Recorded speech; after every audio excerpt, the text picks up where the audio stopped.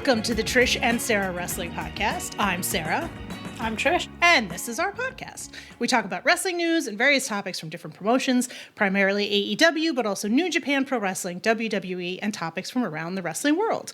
Whatever we find interesting, and we hope you will too. We are a proud member of the Social Suplex Podcast Network, and you can find our content on our podcast feed, the Social Suplex Podcast feed, as well as on Twitter and YouTube. Please feel free to like, subscribe, and rate our podcast. It is Sunday, July 7th, 2024, and unfortunately last week we fell victim to generalized technical incompetence or possibly gremlins. I know we had talked last week about having a post-Forbidden Door show for you guys, which we did in fact record for about an hour, but lost forever into the wildernesses of time, which is unfortunate since it was probably the greatest podcast episode ever recorded in the history of podcasts. Name a wrestling podcast. Nothing was better than what we did last Monday. Sadly, you will never get to hear it. But we're not going to go through a full rundown of everything we talked about with regards to Forbidden Door, but Trish and I were in attendance and did want to cover a couple things just from our perspective of being in the building. The first we want to talk about was Swerve versus Ospreay. We both really enjoyed this match. This was an absolutely fantastic match, and Swerve is over as hell, Trish. I think it's one of the things that, people talk a lot about how popular Ospreay is and how over Ospreay is in the building. Swerve is over as hell, Trish. He is extremely popular. Do you remember when we did the one where we basically told everybody to calm down about Will Ospreay and to actually acknowledge that they have Swerve, and people shouted at us or didn't like us shouting? Okay, good. just to make a point. Yeah, and it's so funny because for the last month, people send me loads of stuff. It's really cool, actually. They send me like live reports, videos, all sorts of things. And every show in the last month and a half, I've had like live reports, and it's all been kind of, Ospreay's over, Swerve's over. It's not been one or the other. No. It's been both of them are over. And on this in particular night, it kind of felt like the crowd was sick and tired of him being overlooked. It was like they just said, this is our guy. You are going to accept that this is our guy. This is our champion. And, it wasn't close. Let's be honest. There were supporters for both guys, but it wasn't close. And even, there's times when Swerve's kind of doing kind of heat sections, and they're still chanting his house at the top of their voice. And, no, it was good to see. It was good to see... they structured the match out as well, so it never got to a point where Swerve was kind of the heel and, you had the kind of crowd turn on him or anything like that, although I don't think they would have done, to be honest. But I thought they did a really good job of that. I could have done without the finish. The Don Callis stuff, I know, no. It could have just been kind of clean, but, it's a small complaint, and I think, thankfully, I think it's finally woken some people up to Strickland, that it's now taken a lot of time to kind of happen, but he's Ospreay. Everyone knows Ospreay's a fantastic in-ring wrestler.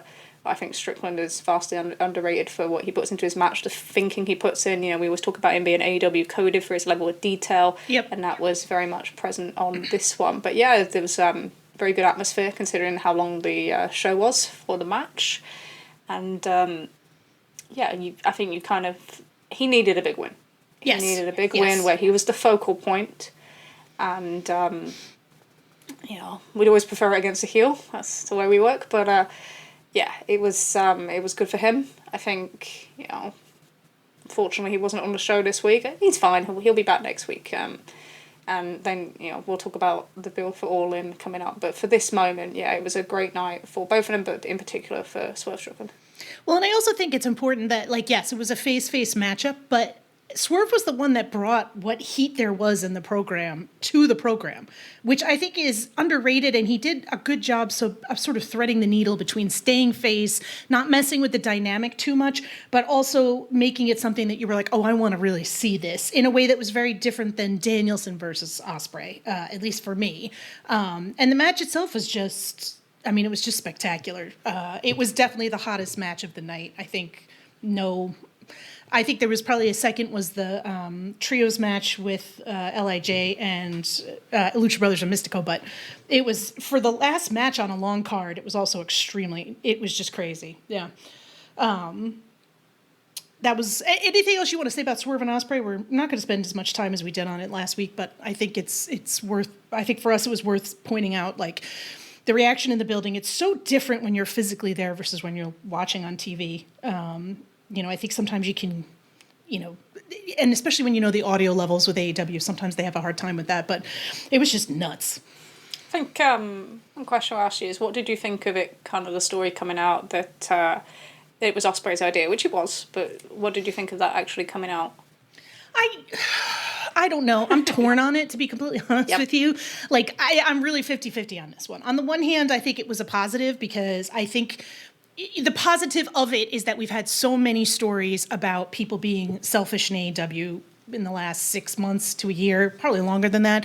And especially new people being selfish in AEW. So to have someone who comes in and is like, I think other people have talked about this, but Ospreay, doesn't seem to care about losing in the way. I think there are things he cares about with his character, and he's protective of himself as he should be. But in regards to losing some matches, I don't think that's as big of a problem for him as it is for other people. But I also felt like it didn't, it was one of those things where it's like, I don't know if we needed to know it. Like, it was nice to know it, but I don't know if we needed to know it. Like, I get your point about kind of, there's been this element of, or this, well, no, it has been happening. It's not this perception. It is actually, right. Of people refusing to kind of lose and that sort of thing. And, him feeling that there was this, and you've seen this driven by so many media, that there was just this thing that Ospreay needs to do this, and basically Swerve Strickland. Right. But at the same time, my negatives for thinking about it is that, if you're not careful, it can come across as though Ospreay's the lead guy and he's letting Swerve have this. And, the other thing that you can look at that is, well, if Ospreay made a decision, not Tony Khan, so is Tony Khan really behind Strickland? And, we look at plenty of evidence that shows that he is getting behind Strickland, but that's about perception. Correct. And that's that kind of thing that's kind of... So in a way, I think it's, and there's other things about that match that haven't come out that would, it would be more favourable to Strickland in other ways. So I don't think we needed to know it. I can understand why did they put the story out. It's the same with the Mercedes thing as well, with Stephanie Vaquer. But, I don't think we needed it. Good intentions, I'm not sure on... Yeah, so... Well, I mean, if you're somebody, realistically, first of all, Ospreay also is smart enough to know that losing now is better for him long term. Winning at All In is terrible for him. Like, he's not an idiot. Like, regardless of what male podcasters have to say about it, it's not going to help him in the long term to win right now this year. He needs a longer character journey. He needs to suffer, etc., etc. But I think it does give the impression that the I don't know. And I've thought about this. We've talked about this. Yeah, right. Yeah. He's got more of that kind of AEW original spirit of like, I can take a pin. That's not a big deal. Like, I'll care about other things. Yeah. So he's always had that, to be fair. Yes. He had the New Japan as well, so. Yeah. But yeah, I think it's what this should hopefully illustrate to some people. some people who definitely are a very special little guy. Sorry.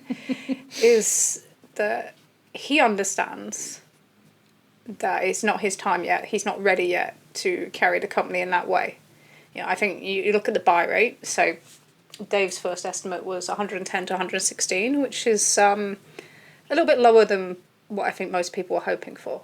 And maybe that gets up to kind of dynasty levels, 123 to 125. But it's, if you want to look at it, everyone wants to make very big statements about these sort of things.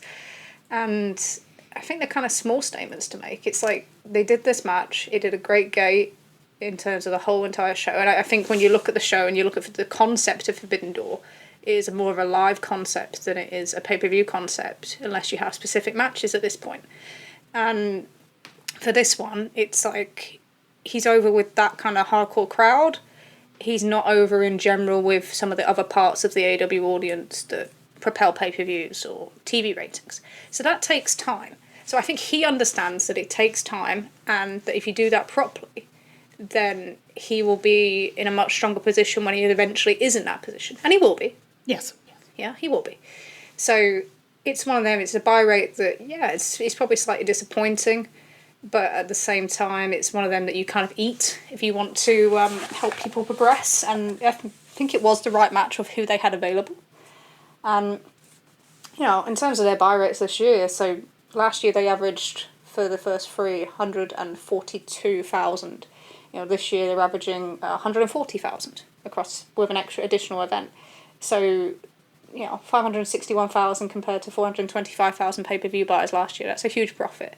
So maybe we need to kind of look at the different line. And I think when you look at, Wrestle Dream, and you look at All Out and, Full Gear, which really would have come in around the same as this if it wasn't for the Page and Strickland match in the first place. Yep. And then if you look at Dynasty and then you look at this one, I think there's probably more of a base around 120 now. And, something like what happened with Double or Nothing or Revolution are exceptions to the rule rather than being the rule. Right. So when you look at Forbidden Door coming from 145 down to, dropping 20k, that's probably where it should sit with having all these shows. But I'm sure everyone's a bit more extreme about it than that. It does say something that I would say, if you're going to not be critical, but if you're going to make one point about this, is, this is a second face versus face headline matchup that has not drawn as well as heels versus faces. And, we talked about last time about, they're trying to race towards this kind of new dynasty, but maybe you need to get that balance more on. Double or Nothing doing 142,000 and being up 2k last year is an incredible result, and maybe some of that's Mercedes' debut, but also, Anarchy was successful. Whether anyone wants to like that story or not, that main event was successful. And why that is and why that compares to this or to the Heat, is it Heat? What is it? But there's something else there. So I do think the face versus face stuff is, I don't think it's great for that sort of thing. We've talked about this. I think you can do some face-to-face dream matches, but you have to have something else on the card where they want to kill each other. And, you don't have that. No, you didn't. It was, and I think especially at this point with New Japan being in the situation that it's been in, and people moving around the way that they have, you're going to lose some of that. Like the dream match thing is not as uncommon as it was, back when Forbidden Door started. And we've seen that with, things like All Together now in Japan. The first ones were successful. Same with the joint shows with Noah and New Japan. We saw them be successful in the first year, and then their kind of impact has lessened year on year. Yep. The All Together show in Hokkaido was not very successful. It's like 2,500, so it's not what you really want. So, have we kind of burnt through this tendency of the joint shows with where things are? Maybe. It's definitely something to think about, and you can tell that the crowds. There's 5 hours of AEW television now. It's very hard to follow other products, and you could tell that they weren't invested in a lot of the people and the talent who had come from other promotions or didn't, just weren't aware of them. I always use my, my Go Ace meter, which is such a stupid thing, but I've been lucky enough to somehow attend 3 of these things, only one planned, so not sure how that's happened.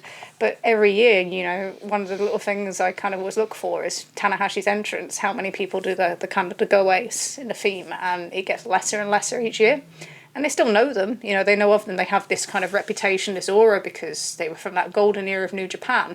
But there isn't the buy-in or the knowledge that there once was. And, that's going to happen. Things are going to change. You eventually, as you build, when AEW started, the New Japan belt was probably seen as, the IWGP was seen as kind of a bigger belt than the AEW world title. If you ask AEW fans now, that's not the case. And they become more invested as time goes on in their own characters. So I don't think that's an unusual thing. It'll be interesting to see if Forbidden Door stays as a pay-per-view next year. Maybe it does. If you're looking at a base of 120,000, then it's probably going to fit within that base. So, but I think it would need some work.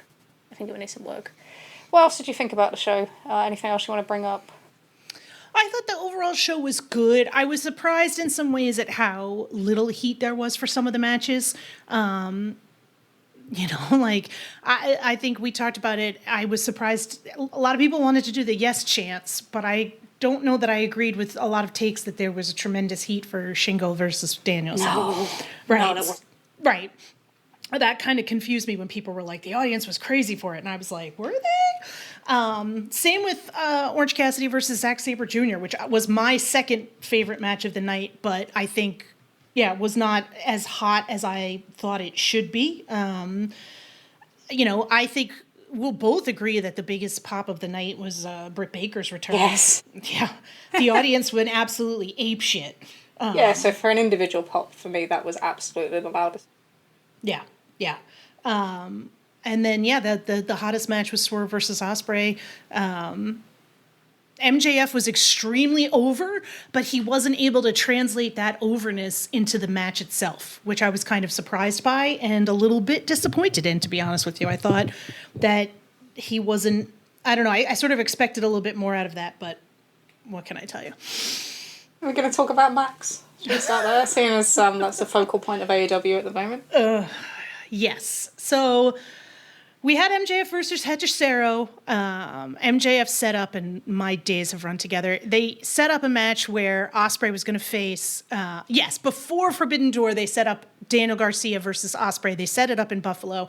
Garcia was going to face Osprey, whether he won the title or didn't. So that was the match on Wednesday. It was the main event of Dynamite. And MJF was like, I'm going to be in your corner. Danny Garcia came out with Garcia, was in his corner, tried to get Garcia to use the Dynamite Diamond Ring. Garcia refused, but wasted too much time. And Osprey rolled him up and beat him, it was a good match. And then afterwards, MJF tried to do the respect thing and then kneed Garcia in the balls, beat the crap out of him, beat the crap out of Daddy Magic, which was almost more horrifying. And then basically turned heel, attacked like people in the crowd. Like the heel turn went on for like a solid 7 minutes. Like we were in like, it was like 10:20 before that episode ended. And then Collision last night, he opened up with a heel promo where he basically said that it was the audience's fault because he opened up to us and we did not trust him. We chanted "Thank you, Joe" once, and yes. not MJF for Yes. other 8 shows during the spring and all the way through the fall. Yeah. So MJF, bad guy. He played Osprey's music and said Osprey was about to come out, and then Osprey did not come out, which I enjoyed from a meta perspective. But it was fine. I don't know. I'm not. I don't know. Trish, you go first, and then I'll follow up. So the comic book Triple H impression from 2002 needed to go. Yeah. I was not interested in it. Forbidden Door. I thought the match was just. It was a low effort affair where, for me, where some of his bad habits came out, and I thought the finish was completely disrespectful. But they'll say it plays into the heel turn, whatever. And he made no effort to build that match in the run up. No. None whatsoever, which I just thought was poor going. But in terms of the turn, we'll talk about the bit with Hangman in a bit, but it's still a very cookie cutter character. So it was very much a one-dimensional feeling WWE style heel turn. You people, you turned on me when they actually really didn't. And that's pretty much it. And I'm going to use, numbers and ratings and all those sort of things. I'm going to make it very meta. It's not going to have any kind of real themes or feel important in a different way. It's going to be very much straight down the workshoot weirdness that we've had for the last few years. And let's be honest, it's the third kind of CM Punk impression on the show now. It is, I know our friend Gallup pointed that out, and he's right, because it absolutely is. Yeah. And I don't know, I want to see more Max. I don't want to just see, the kind of who's better, stupid insult, shouty promos with him and Osprey, which I can already see in my head. I want to see more out of him. I want to see him progress into something else rather than kind of run back to his kind of comfort zone, which is what this feels like. Yes. And it's the right move to turn him back heel. They probably should have found a more efficient way of doing it, other than somebody spurned my match. I don't feel that's a justification of enough reason, and that kind of hurts you when you've got someone else going heel who's literally saying you cost me, not just my spot, but my family. Right. It's very difficult when you're in that position. You know, he'll be protected. He's been protected through all this. He's, you know, the focal point of the show. So much so that there's kind of a part of me that wonders if Max and Osprey will main event at Wembley, with how much focal point he is in the moment in this. Maybe he will. I can possibly see that. So, you know, it's the centerpiece of the show right now. And I'm happy he turned heel. He needed to turn heel. I'm happy he turned heel. I would have liked for it to have been slightly more thought out, and I certainly did not expect it as quickly as it happened. I was sort of shocked on Wednesday night. I really thought it was going to take a little bit longer, but at the same time, I'm kind of like, whatever you had to do to get there, they got there. Whatever. I can't stress this enough, and I'm so fucking sick of this. I don't want another goddamn feud promo about your fucking position in the company, and Tony Khan likes you, and you got this. Like, are you fucking kidding me? Like, you are incredibly talented wrestlers. I don't want to hear this bullshit about Nielsen ratings and Meltzer star ratings. Do better than this. You're fucking better than this, okay? Like, you're supposedly this incredibly, like, thoughtful, genius guy. Fucking show me, okay? Show me. You're capable of it. We've seen it before. MJF is capable of shit. Instead of this bullshit, like, it's not going to interest me, and I'm going to be fucking bored with it. And quite frankly, Ospreay at this point deserves better, okay? Like, this is, you know, he needs help with this shit. This is not his comfort zone. They're getting him there, and he's clearly game for it, but Ospreay is not the world's most innovative storyteller, at least outside of the ring. I'm not trying to shit on the guy. He's a Labrador Retriever. He's just beautiful but dumb. But, like, if Max is going to lead this program as the heel, then he needs to do it in a way that, like, is at least something fucking interesting. This is going to end up being what I was afraid that Britt Baker and Mercedes Moné was going to be. Yeah, quite possible. Which is just fucking iterations of the word bitch. They're already beyond that, okay? Like, Mercedes and we'll get into that in a minute, but Mercedes and Britt have already done a better job and have moved out of whatever stereotypes I was afraid they were going to engage in, okay? This so far has not. So I'm as always, I want to be proved wrong. I want fucking MJF to show me that he's capable and he knows, but I don't want this fucking, like you said, having to watch this in conjunction with fucking Hangman. It's like, dude, come on. Like, come on, dude. You're going to get eaten alive. You're going to get fucking eaten alive. I'll look at it and go, hey, but my numbers are protected. You know, first quarter yesterday, I know they're against the pay-per-view, so the show number would probably be poor, but he's like, oh, first quarter, no ad break, always protected, right. They're going to look after me. So I can just justify myself that way. But as we saw last year, you can have all the hot quarters you want, but if the whole show is dropping, then you need to be doing more. Right. And I always think that, you know, I think this obsession with 1 quarter hour or who does this and who does that, when most of the time it's driven by who's protected. You know, you have to be really careful with that. You can find trends for momentum, but actually sometimes you're just looking at who plays politics. And right. Yeah, I want to see more out of him on screen. I don't care what numbers they do. I want the show to do good numbers, but I want to see more from him, more kind of classic storytelling, something that's going to get people invested, something that's a bit kind of more developed than what this is, which feels very WWE style in terms. I know people don't always say it, but it does. It's very much that kind of you people promo, and now I'm going to run down the good guy in these ways, but it's like kind of half meta, and it's all that work shoots bullshit that's been there since 2012. This is standard. I've seen this so many times. There's nothing that feels different about this yet, and that's what I want to see. I want to see something different. I want to see something that makes you feel something, and not just this guy, I'm better than this guy because I draw more money. Why am I supposed to care? I'm sorry. Why am I supposed to care? I agree with you. Osprey's shit with Callis and Fletcher was 1,000,000 times more interesting than this, right? Like, at least to me on Wednesday, I cared so much more about this than I did this, right? Like MJF, Swerve and Hangman stole the fucking show from you last fall. They stole the show from you, MJF. They fucking stole it from you. Do it back to them. If you want to be the guy and you want everyone talking about you, then do something about it. Don't just fucking rehash old shit and talk about the audience isn't gonna go ooh anymore on this. It's too fucking ridiculous. And he struggled with the heat at times. You know, he struggled with the heat of promo. I know one of our friends that was there said that they couldn't hear anything practically in Memphis last night. But he struggled with the heat on Wednesday. They were still chanting, "He's our scumbag," and he had to keep going further. I give him credit for that. He clearly was like, I'm not doing this to be cute, right? I'm not winking at the audience. And I give him credit for that. He was like, I am full fucking heel. You will hate me. Which, good for him. Yeah, however, he has his tendencies.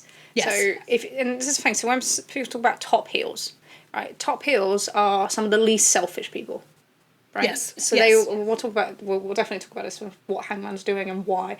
But you look at, in AEW, you know, we had Jericho at the start and we had Kenny Omega. They're the only two top heels that we've had. People that have been at the top and been chased and drew money. Yeah. Because that's what it is. It's not about, oh, here's this guy, who's the guy with most heat on the card, you know. Don Callis is a heel. He's not a top heel in terms of, you know, not how much wrestling him to start with. But it's about drawing money. And to be able to do that, you have to be able to give the babyfaces something. Right. And you have to take away all the things that can get you cheered. You know, the way Kenny Omega does it, and this is my question for you, is he, one of the things that he did, not just change his style and, you know, have a lot of the kind of interference finishes, the same thing that we saw with Roman. But he stopped talking. He got Don Callis to do most of his talking for him. Max's, you know, strongest point is on the mic, but if he really wanted to be a top heel, would he be able to deny the fans that and have somebody like Callis speak for him? Did you think that would work? It would, but he'll never do it. And I do think there's a degree to which I hear you about the unselfishness. And I will say we've seen MJF be unselfish or attempt to be unselfish he's capable of it. I think with the Ricky Starks feud, like when you look at some of MJF. Maybe that one.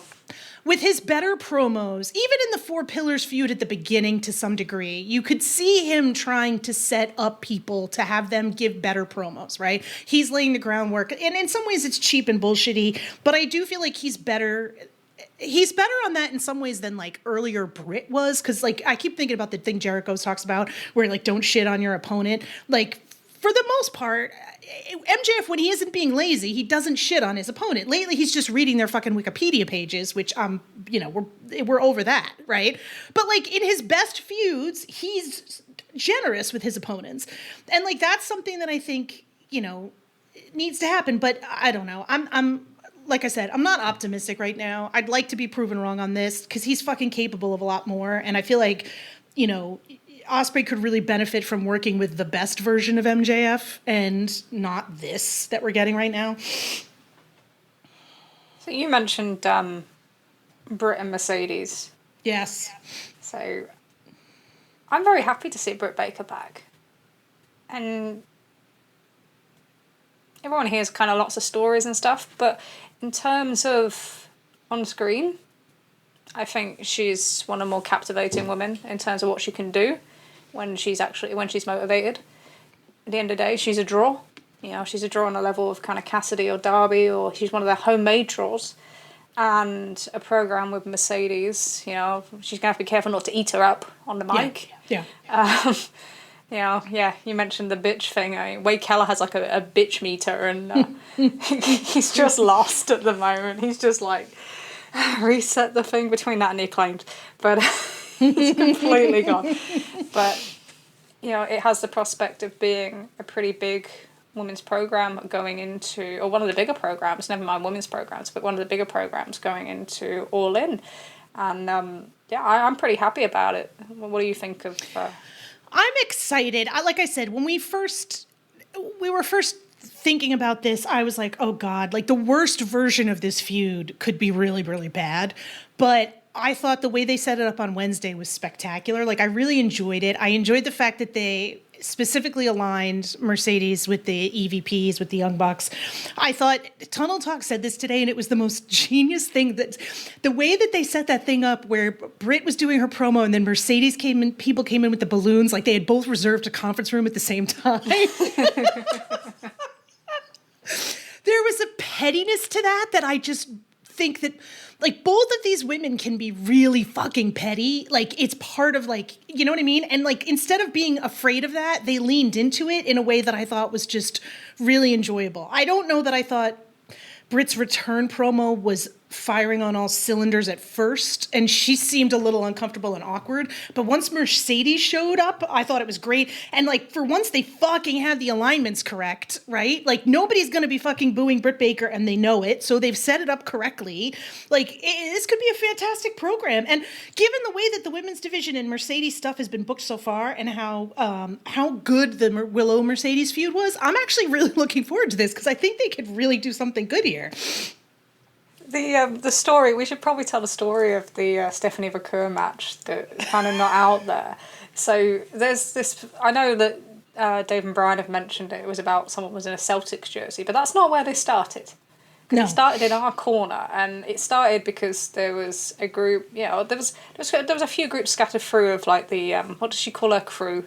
Moneymakers? Moneymakers, is that right? Okay. I think that's right. Okay, I think that's what they're called.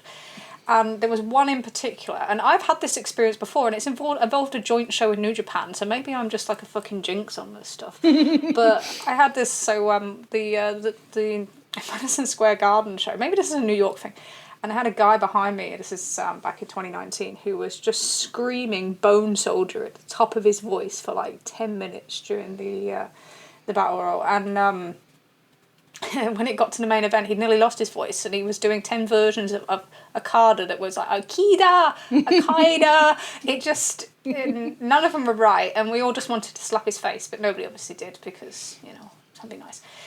Well, there was a woman that was very passionate about Mercedes, and to the point of being completely illiterate, you couldn't actually understand what she said. It was just screaming. Yeah. And it was screaming for about 10 minutes, at least, straight of just screaming. Right over in the corner by the left side of the stage. And then what happened was the section next to her started the Stephanie chants. That's where they came from. They didn't come from some sort of like baseball. No, that's where they came from. That's where it started. And then that progressed. And then obviously that got picked up because we're all kind of mimics, aren't we? Like little lemmings. But yeah. And that progressed from there. So that was actually the start of it. It wasn't started by the Celtics thing. That started to get people behind Vaquer. She's a very good wrestler. She was very good in that match. They said the story of, we wanted to highlight her. I don't know. That could be spin, that could not. But that's how it happened. That was how it materialised. And then obviously it took off with the sports chants. And by the end of it, it was like full on booing. And she kind of tried to play in with it. But it worked quite well because then you had the Brit pop as well. Yeah. But that's how it started. It wasn't just a Celtics jersey. It was interesting, wasn't it? It was to see. I've not seen that for a while when you see that kind of take over an audience. It was a weird confluence of like a bunch of different things happening simultaneously. Like you said, that the one audience member, that one section, the crowd really also liking Stephanie. She was good, and the crowd was responding to her as the match went on. And then the person with the jersey, and it just kind of went from there. And, they both did a great job in that match. It had heat. People were into it at the end, and not just because they were chanting for themselves. It was kind of amazing, though, to watch that, where the crowd just completely changes its mind about something, because she did have a good amount of support when she came out. Yeah, she did. But she works better. It's weird, because wrestling-wise, sometimes she works better face, because she's like the underdog. Yeah. But persona-wise, she's way better as a heel. And then you can restrict her talking as well. Yeah. Which, she knows that's her weak point. That's going to be an interesting... Yeah, it'll be an interesting one to manage. If you let it go, Britt will eat her. So you can't let it go. So you have to be very, very careful. Yeah. But also, I imagine, she's going to beat Britt, so you've also got to give her enough. And sometimes I think that's the thing with Max is, we all look at this and we think if it's Max and Will at Wembley Stadium, Will's going to win. So how much is he trying to get out of it beforehand? But you just have to find a balance with these things. Agreed. All right. Oh. What else do we have? I know, right? Tony, Mina, and Mariah. We want to talk about this a little bit. So this match in the pay-per-view did not have as much heat as I thought it was going to, based on how much the how much the TV viewing audience is into it. And from a TV viewing perspective, you have some numbers on this, I think, because it's doing pretty well. Yeah, so one of the things that I always look at is I try and identify which program is outperforming its spots, and that doesn't always mean that it's the biggest program during a cycle, but which one is kind of in which spot, and then how many ad breaks, and then work out which ones perform best. And this was the one for the last cycle. You know, I think I've seen people trying to say it's just one rating. Well, it wasn't actually. So we'll go kind of through them. So, you know, the last one just before Forbidden Door, and I showed it did 680.22. They had a quarter 5 that had 1 ad break, 1 picture-in-picture, followed a 2 ad break quarter. Well, yeah, it's going to go up. However, normally it goes up kind of, where are we here? 3% and 5%. 3% viewership, 5% in the demo. Well, this went 15% and 19%. And even when you look at Q5 in the last 90 days, if you take out the ad breaks, the calculation that Brandon Thurston does, yeah, that goes up 4% in viewership and 1% in the demo. So that's a huge difference. That's not just ad break protection. Right. And you can look at it and say, okay, so it was top of the hour, the elite and the acclaim stuff was the first part. Okay, so how did the quarter 6 do? Well, that one had no ad breaks and follow one with 1 picture-in-picture, so it should kind of go up. But that one kind of stays steady, 1% minus 1% of the demo.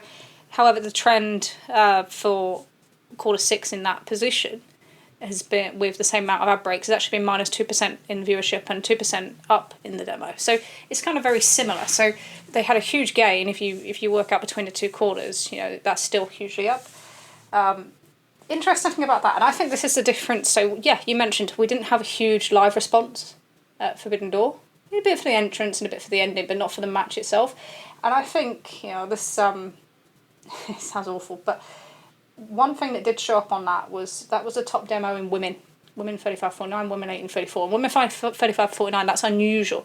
So normally they top out in quarter 1, and then they kind of peter out very quickly, and it's very low for the show. So it's very unusual to see that at the top of the second hour, and that would kind of make sense. So we've seen this predominantly with Tony, that she can do better TV numbers, but sometimes when it comes to pay-per-view, which is mainly kind of older male audience, less 18-34, kind of, it's you're not seeing the reactions as much. And I do think this is quite common. You know, Chris Jericho doesn't always get a great live reaction, still puts in numbers. So you have different parts of the audience respond to different things. But I don't think that's unusual. But also, you know, before them, Collision the week before, they had the top quarter in the show. Went up 4% and 1% on one quarter, stayed level the second quarter. Again, outperformed the ad break kind of pattern. June 19th Dynamite, the Q6 had double ad break, and they went up 6% and 10%. You know, that shouldn't happen. That was on a very poor rated show, you know, if you want to think about that sort of thing. But that should happen. There is you can put a asterisk next to that if you want to say that it was the break between the 2 sets just before. It was the break between what was the previous set before Kendrick Lamar. My brain's escaping me, but it was in that slot. The Rampage before that, you know, the Alex Windsor match. That show was the highest P2 Plus since March 29th, highest 18-49 since March 8th, up against the last hour of the NBA Finals. Top quarter was the opening quarter, double ad breaks, 3-4-7-1-6-9. And that's kind of important. So when someone's doing well in the ratings, they are willing to double ad break them at the start of Rampage. So you often see that with John Moxley, you sometimes see that with Adam Page, whenever they're on there. You see it with the Acclaimed when they were hot. So that shows that he has confidence in them. And, you know, you can go back, you can look at June 5th, Saraya versus Mariah May, same thing, up 2%, up 1% and a quarter when they should be losing. And then the same with the Rampage before that. So there is a trend of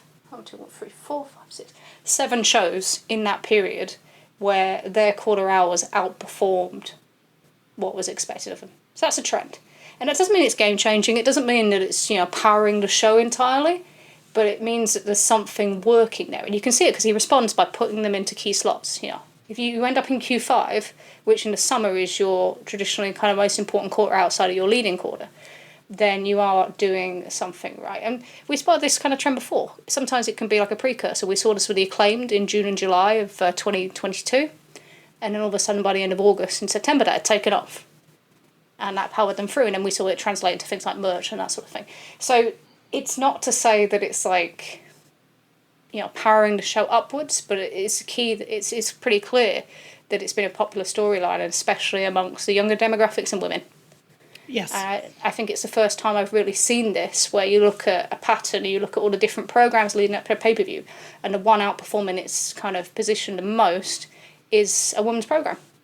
So that does take you a testament to kind of what's developing in the division, and I'm not going to underplay it. I think the tendency to kind of get, why are we talking about this so much? But you have to think about where this women's division was at the start. Yes. And it wasn't there. No. It wasn't here. It wasn't even close to being here. The idea of having more than one segment of the show or being out of Q7 was like, what the fuck is going on? So I think we do have to keep talking about it. I think we do have to keep re-emphasising that. When there is these kind of things, these data points, where there's these achievements, we need to look at it. And it's going to be an interesting programme, because you now got the Mercedes kind of Britt juggernaut coming over the top. You've kind of done one of the emotional payoffs. We'll see the second one, obviously, after the Owens concluded. But so you've got a bit more competition now. You've obviously got Max coming back in. I presume we'll have Moxley back in the next couple of weeks. We've got Page back in. So the competition for places is kind of heating up. But for what they've done so far, I think it's a pretty good achievement.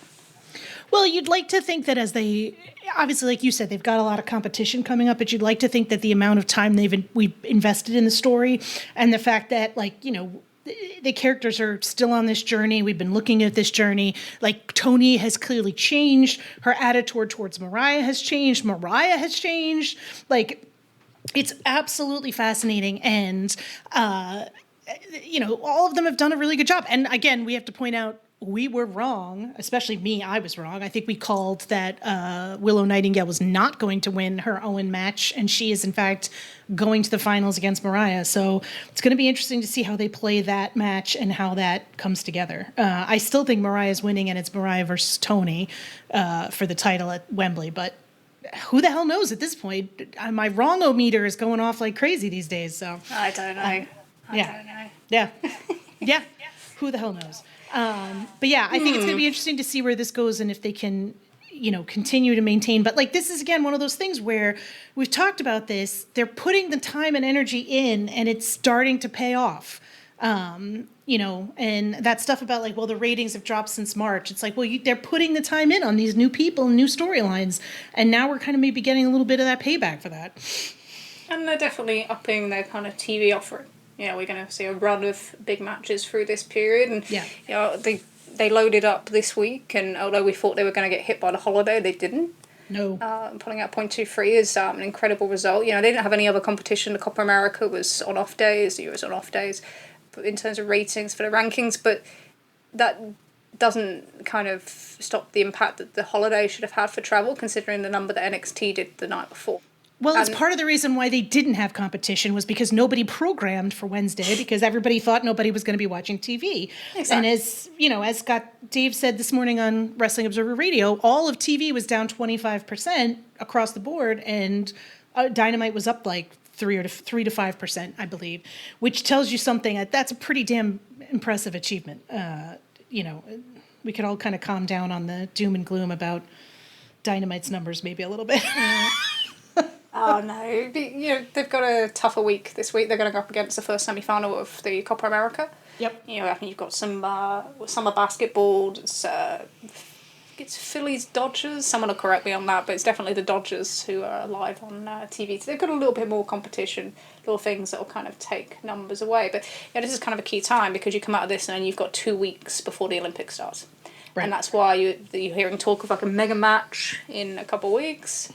And then you have blood and guts. So the idea is to capitalise on that, and especially now that they're in their kind of, or around, well, who knows, they're very close or in the end of their exclusivity window. So it's now the time to really kind of push these numbers as much as possible. And I think, you know, we've just seen MJF and Adam Page on Collision against Money in the Bank. You know, first Money in the Bank that... first pay-per-view in a while that they've mentioned the numbers and viewership have gone up on the year previous.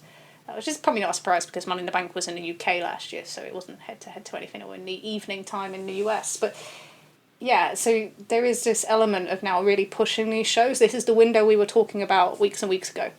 Yeah. You want to get as many people back, and you want to load them up, and you want to put as much in as possible, because this is your shop window. This is the thing that NXT went through last year in the summer.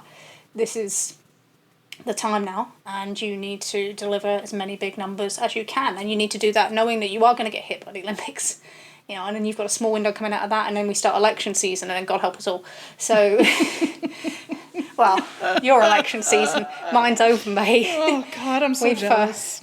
Yeah, well, mine's over, and we have a sensible person. It's quite nice. I'm so jealous. All right, we won't get political. Okay. No, things are going to get better for you. All right, so talking about returns, talking about big matches, talking about Wednesday, let's discuss our beautiful boy. That's right. We had last week, Trish and I, again in person, we're listening to Dave and Brian interview Tony Khan when the vignette for Hangman was aired, which we were very excited about. And then on Wednesday night, Hangman appeared as the Owen wild card, which we assured you was not going to happen. Well, we didn't assure you it was going to happen. We said it shouldn't happen. Well, yeah, it shouldn't happen. I'll go. Let's talk about the return first, and then we'll talk about the positioning and presentation and everything else. Yeah. Yes. So Hangman came back. He was facing Jeff Jarrett in the Owen. He absolutely and completely destroyed Jeff Jarrett. He was a complete and total heel. He looked terrifying. He has a total new presentation, new music, new Tron, new everything. He is real mad. And based on the hints from some of his, the vignette, as well as some of the things you can pick up on just looking, he doesn't appear to wear a wedding ring in the match anymore. It does appear that in kayfabe, he may have a reason to be real pissed off. I was trying to work out if he slipped up last night and was wearing it in the promo. He wasn't in a wing, but I was like, how did you do? Yeah, I know, right? Bless him. Anyway. So Hangman destroyed Jeff Jarrett and then went on to have a match with Jay White in the main event of Collision, which was, again, spectacular. Some shenanigans at the end. Christian interfered on behalf of Hangman for Jay White. While it appears that Hangman's not aware that Christian interfered, and then Jeff Jarrett came down and interfered on behalf of Jay White because he didn't like Hangman's cheating. The EVPs announced that they were not going to allow the Bang Bang Gang to be ringside. Jeff Jarrett did a promo after the match where he went to Tony Khan and Christopher Daniels. And again, I'm not sure why Tony Khan is appearing in promos if Christopher Daniels is there. But, you know, that's a rant for another day. And essentially said that he wants to be the special enforcer, that he doesn't want the Owen match to have any potential interferences. And he wants to be a special enforcer ringside to make sure there's no shenanigans, because we are having Bryan Danielson versus Hangman Adam Page 4 on Wednesday night in Calgary. And this is, the record so far for these gentlemen is a draw, a Hangman win, and a Bryan Danielson win. So we will see what happens here. But yeah, Hangman is back. My crops are watered. My skin is glowing. I am thriving. Trish, what are your thoughts? Someone said earlier about being a top heel, and you have to kind of cut certain things out, and you have to change things up to kind of ensure that you aren't the guy cheered. Well, this guy gets it, and I think he gets it in a way that Max currently doesn't. Yeah. You know, he comes out. First of all, someone who listens to this pod, who is a writer for PW Musings, he's a lovely friend of ours, Joe. He sent me a video from the arena. He often sends me videos from the arenas in Chicago, and. You know, if you want to know how they really felt about him, they pop for the horse, and they pop big for the horse. Oh, yeah. And he said there was people standing on their chairs and like punching the air, and you know, you could hear the cowboy shit chants when his name got announced, and it was a huge pop for the name reveal. So he had to start with that. You start with the fact that you're the big return guy, and everyone loves you. So you have to cut everything down. So there's no graphic. There's no silly catchphrase saying on the top there. There's no kind of light. He's removed all the kind of light from the entrance. It's very dark. It's, you know, it's brooding, isn't it, in that way. You know, he's got, his gear is very dark.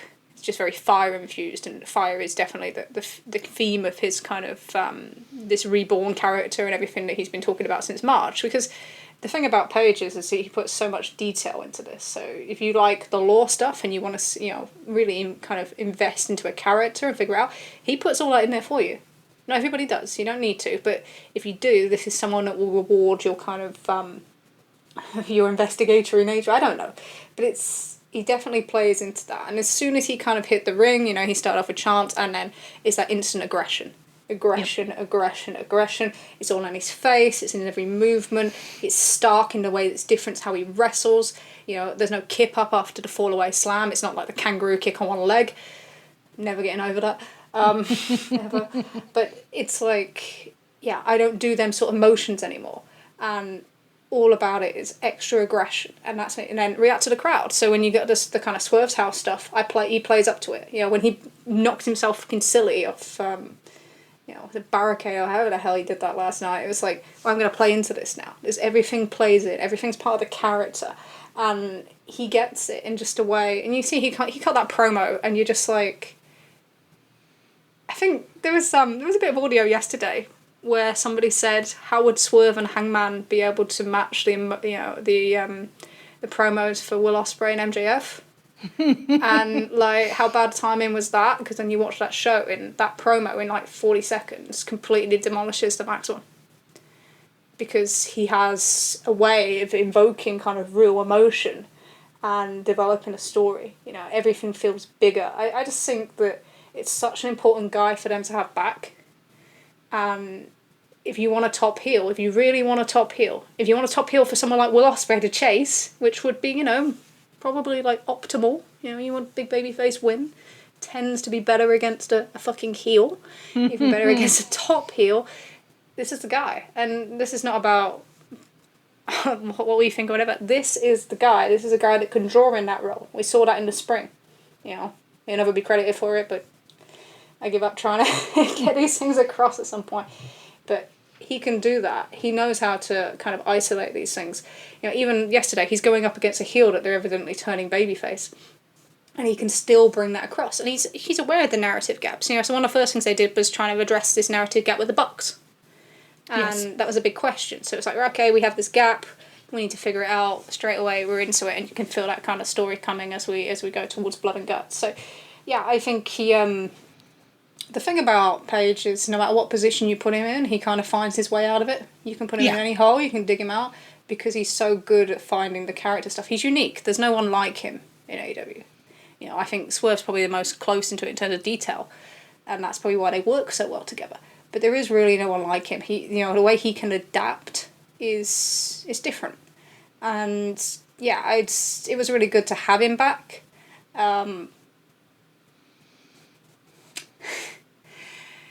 We should just do it, fuck it. Okay. Okay. So, when we did this thing a few weeks ago and I said he shouldn't be the wild card, unless he's winning, none of that's really changed. And the idea, and the reason why people were scrambling to figure out a different wild card, I think, was they're not going to bring him back and beat him in a week. We're not going to undercut the character in a week, are we? Or, this guy is... Spoiler, I guess. This guy is going to be, at the moment, I think of the 9 names that are kind of out there, it's the lead guy for Blood and Guts as a draw. What you've got on one side, you've got Mark Briscoe, Swerve, The Acclaimed. Sorry, guys, it's upset it as well, I can say it now. I'm sure that's going to upset plenty of people, but they are in the match. The company are absolutely massive invested in their kind of, what's the word, reinvigoration. So that's that. And then on the other side you have the Elite. And so at the current time, he is the biggest draw in that match. So why would you undercut the biggest draw in one of the biggest TV matches you need all year, a week in? And that's kind of where we were all like, they wouldn't do this. And there was part of us that wanted him to be treated in the way that Max is, or the way that Mox is, or the way that Danielson is, and kind of given that star kind of treatment and coming back. And... you can look at this 2 ways, right? We'll let everyone can kind of pick which way they want to think about this, okay? So you can look at it the optimistic way, and you can say, okay, so they brought him back and they hyped the wildcard thing, and the show did a good rating when it wasn't expected to, and that obviously was part of it. And he was put in quarter 7, so it could hold the viewership, even with the double ad break, to the main event and then to the MJF angle.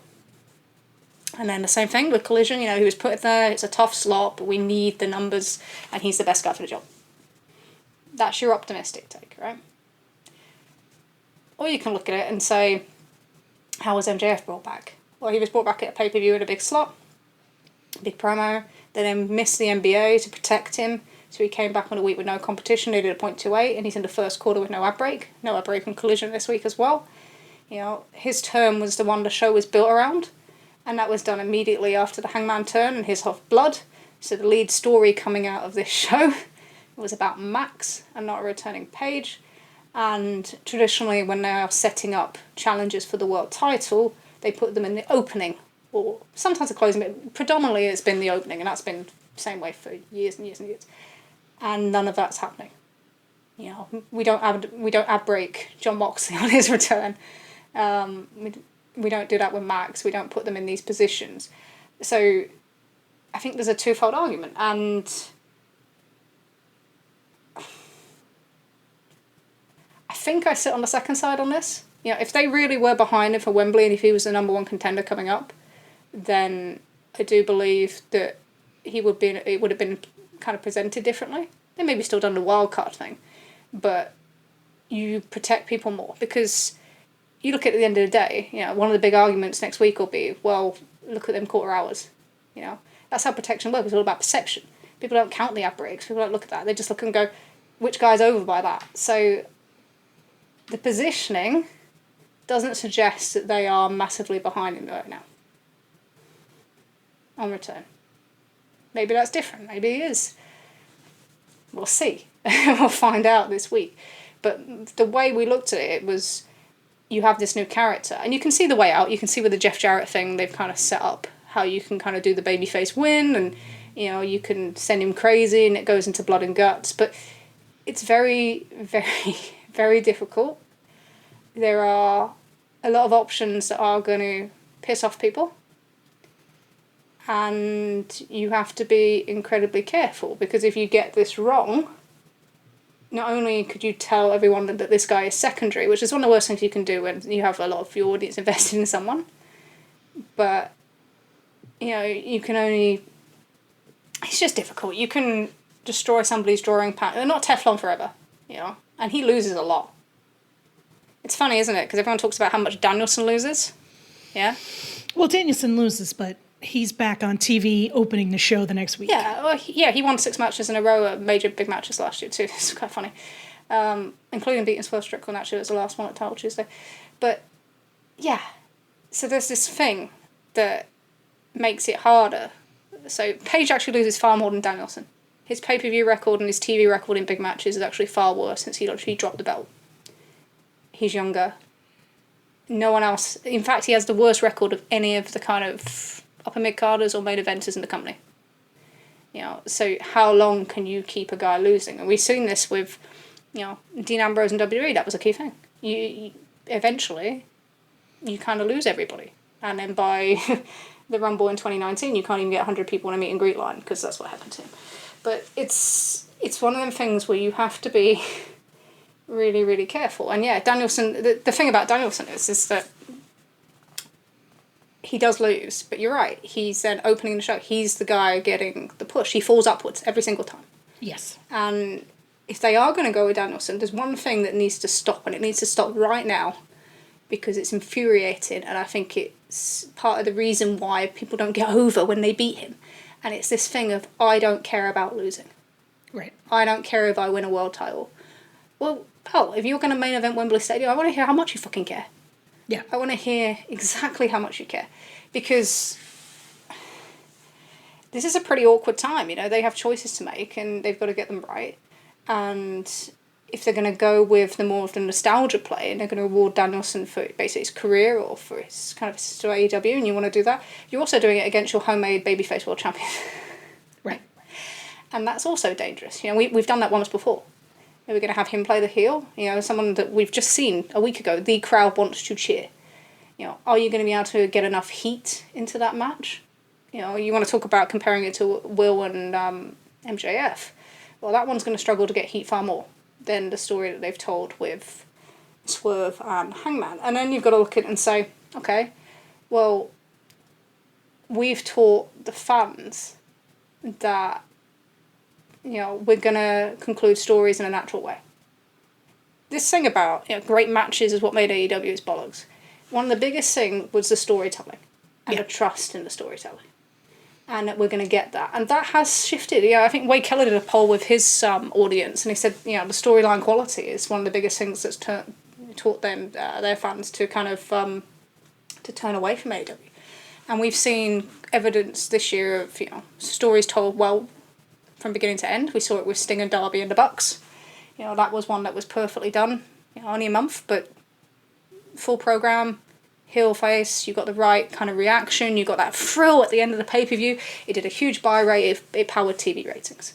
We then had the opposite with kind of the way that the Max and Cole thing kind of just fizzled out, and Undisputed Kingdom are now what? Figment of my imagination when it comes to Wardlow, I think. So if you get it wrong, then you disappoint people. And this one worries me. It worries me because I've had too long to think about this. I've had far too long to think about this.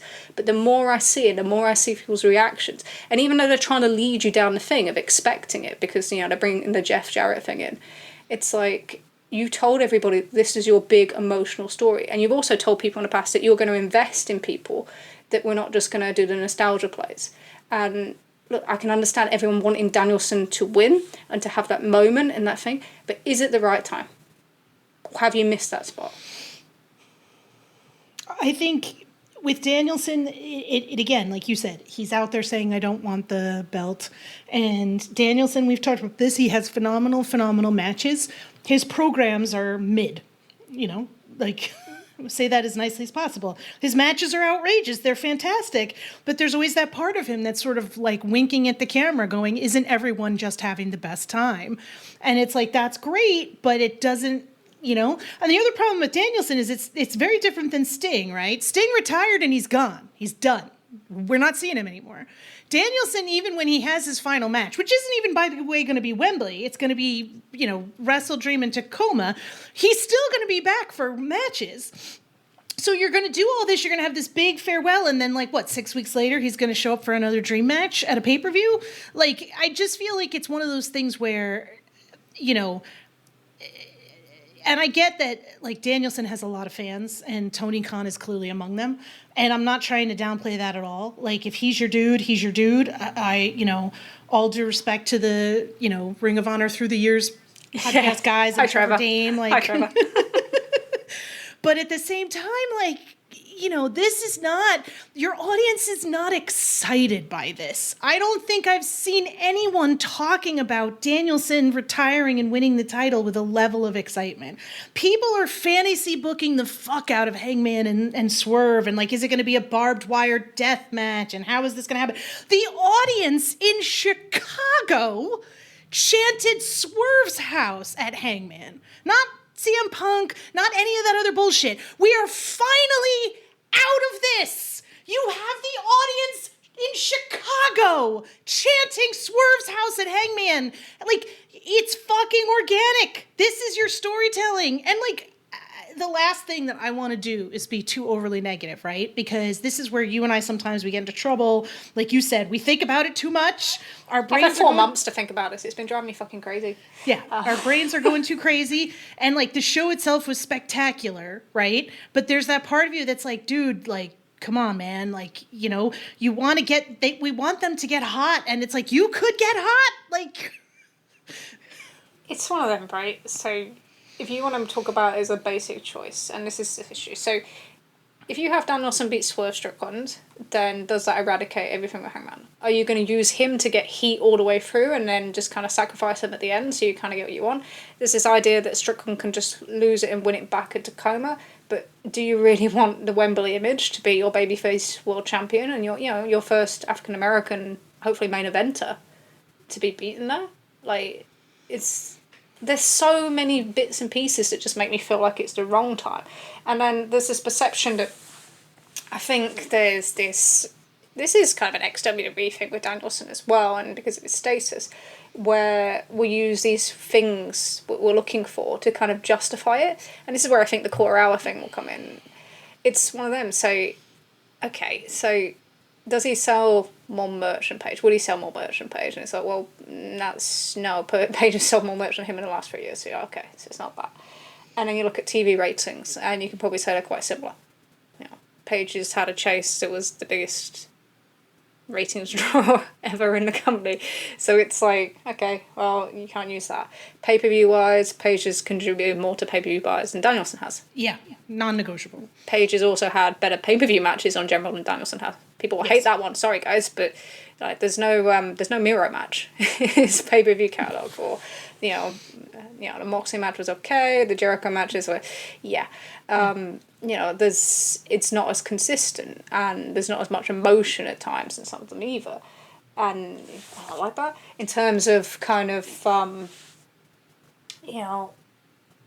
if you want to play with like Google Trends or knowledge or that sort of thing, they're quite similar because they're quite similar characters. You know, him, Moxley, and Danielson are very similar in how they kind of have that relationship with the fans. And so you're not going to have that.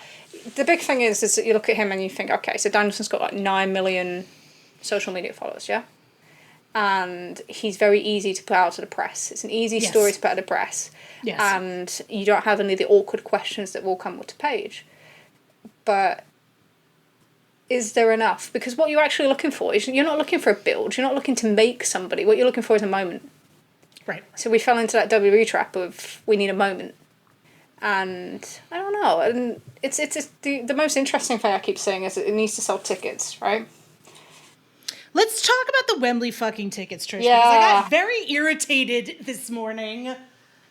Right, okay. Right, fine. So, first of all, I'm going to say that... So, Wembley currently is at 40,642 according to WrestleTix. That was the last estimate I took about an hour ago, okay?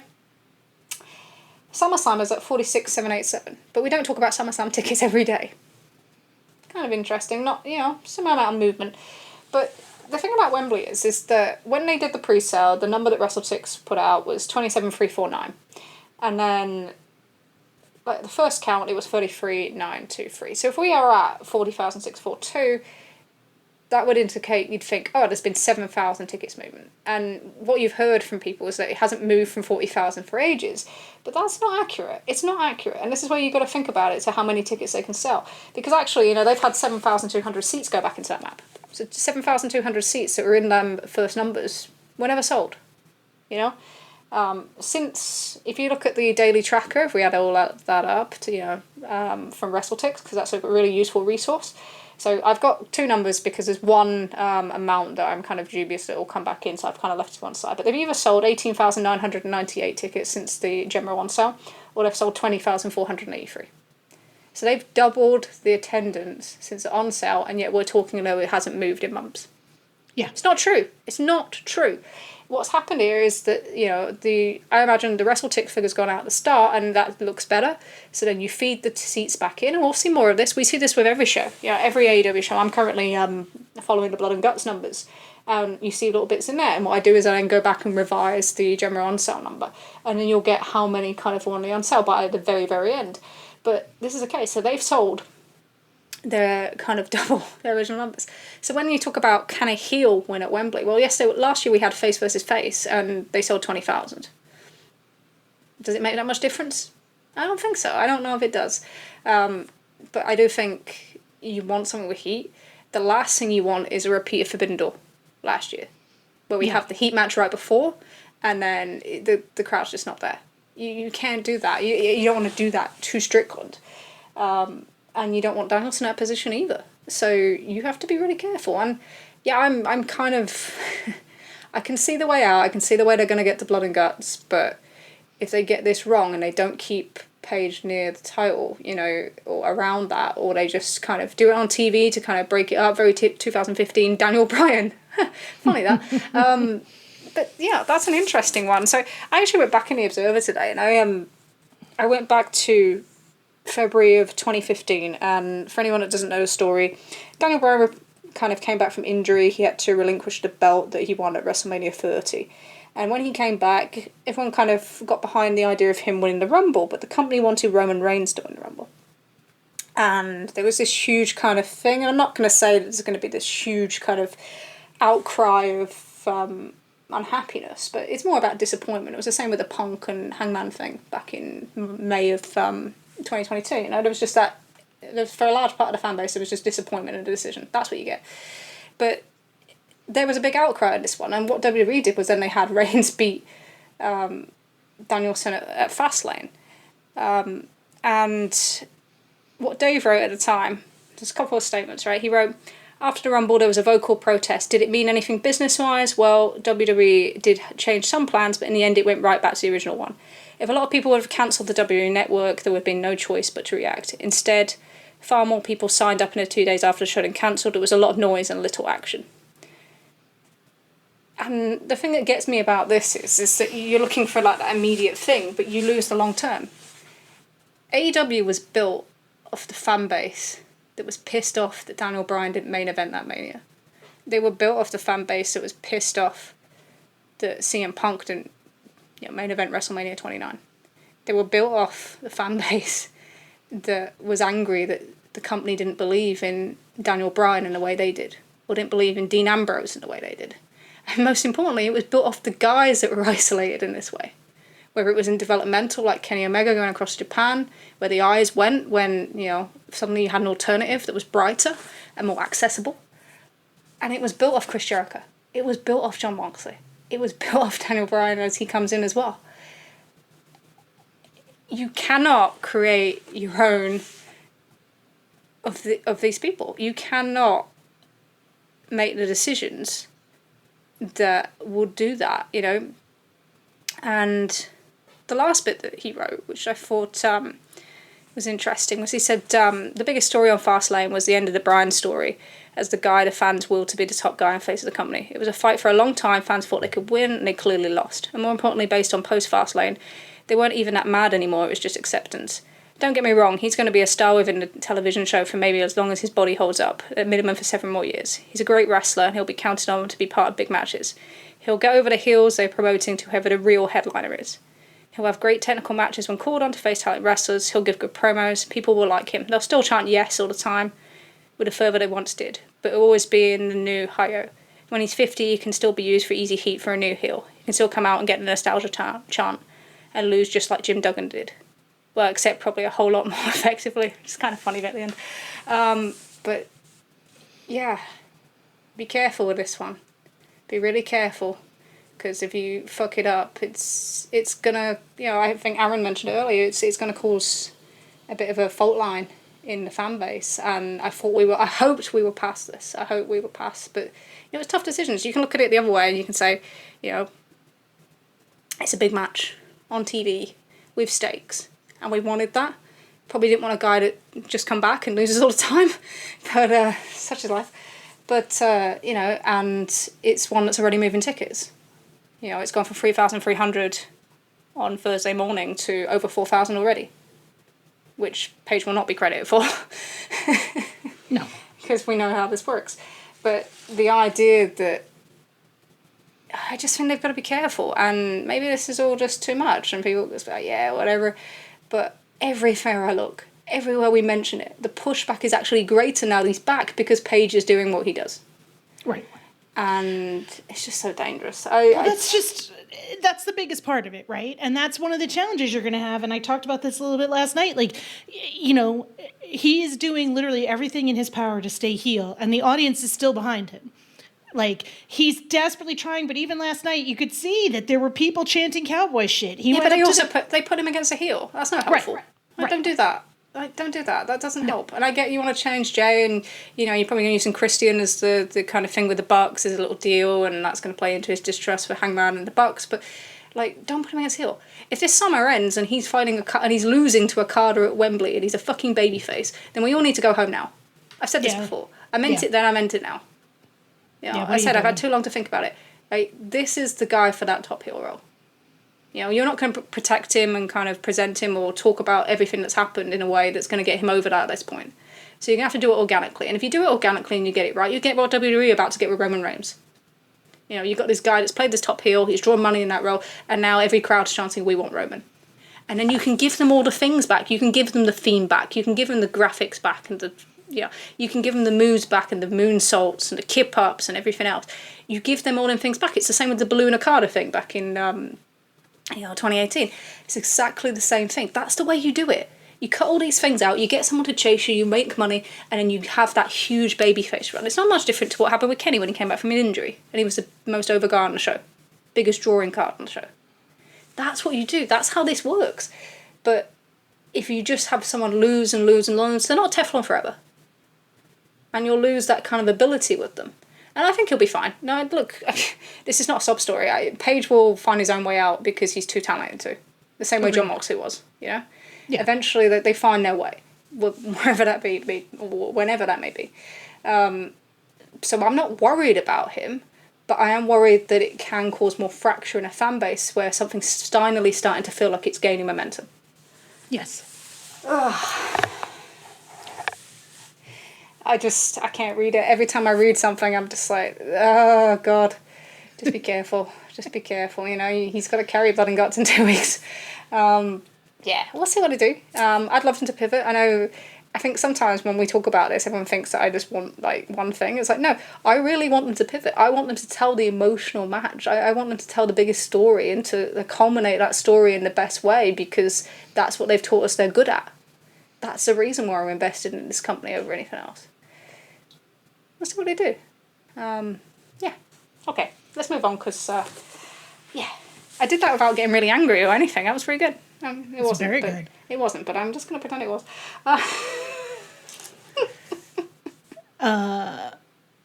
So the second piece of the Forbidden Door is the New Japan side of things. So Naito beat Jon Moxley, got the IWGP Heavyweight title back, went back to Japan, and had good matches. Yeah, it was fun. Yeah. So... go ahead. Yeah, everyone will probably want to know what I'm going to say, don't they? Because we've had all this stuff with Naito for weeks and things. Okay. Yeah, it was a disappointing match. And it was a shadow of the match that they had even in Chicago. You know, you can look at different reasons for it. Was it because it wasn't the main event? Was there some issue with politics? Why did the story not match the story coming in? You know, the story coming in was Naito is rescuing this belt, but he knows it's an away crowd. He's facing an AEW wrestler, but they need the belt back. This guy's not, you know, performing in Japan, which is crazy because Mox loves Japan, but that's the story they were telling. And, you know, straight away, you know, Mox is supposed to be like the good guy, Naito the bad guy, but he's rescuing the belt. So you're telling two stories for two different audiences, and what they ended up doing was telling a story where Moxley was somehow the heel, and Moxley was also, rather than being an AEW wrestler, was very clearly, you know, a New Japan wrestler.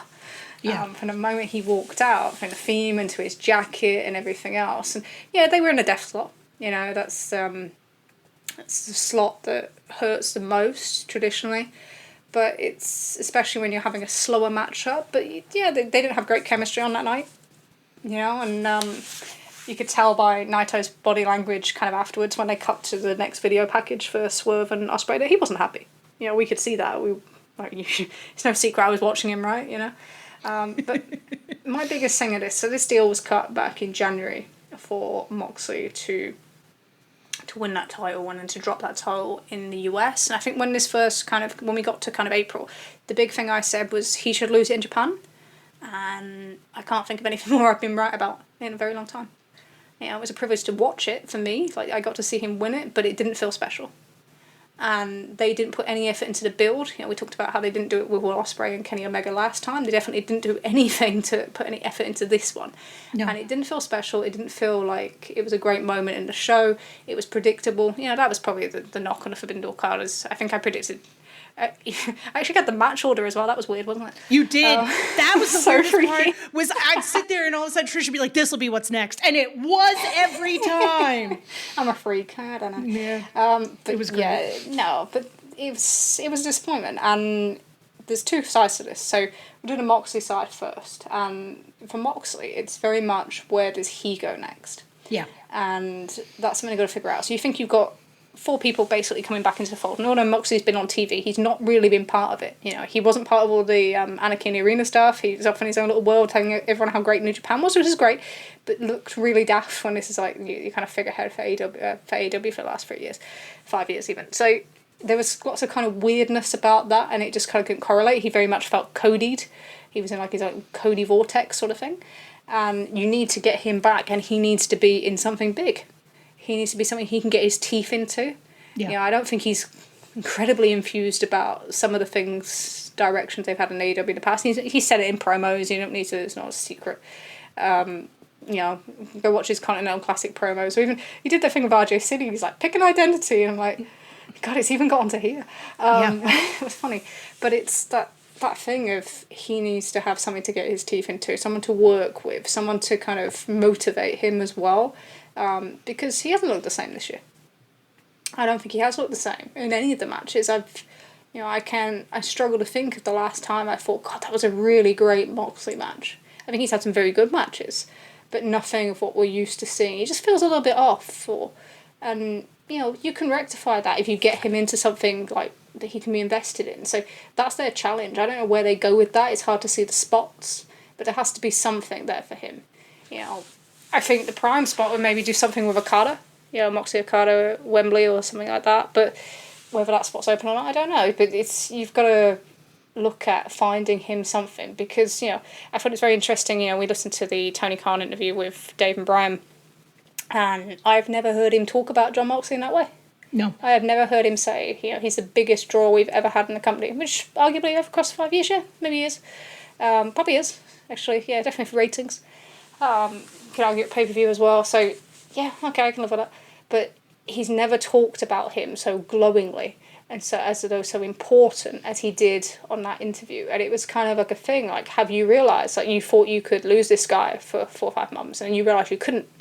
So then you brought him back in, he was kind of in and out, and I don't know how much benefit anybody got from that. I think that probably led to a lot of frustration all around, you know. So it's, yeah, get him back in, get him important. Naito's